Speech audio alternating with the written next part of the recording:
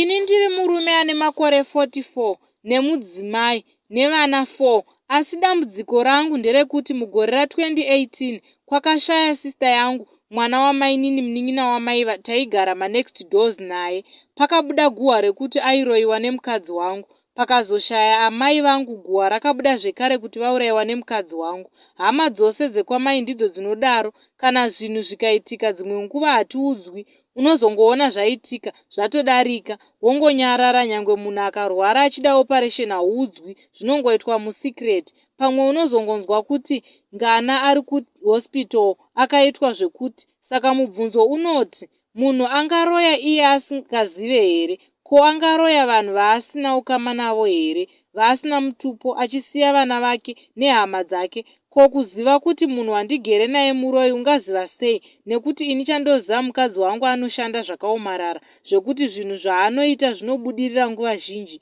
Please ndibatsirewo pamubvunzo uyu, mundizivisewo kuti ndingabata sei. Zviri kutaurwa izvi pamusoro pemukadzi wangu ndezvechokwadi here? Vanhu vose avo vakashaya vaitorwara zvichida kana nguva refu chaiyo, vamwe makensa kana maBP nekuoma mutezo.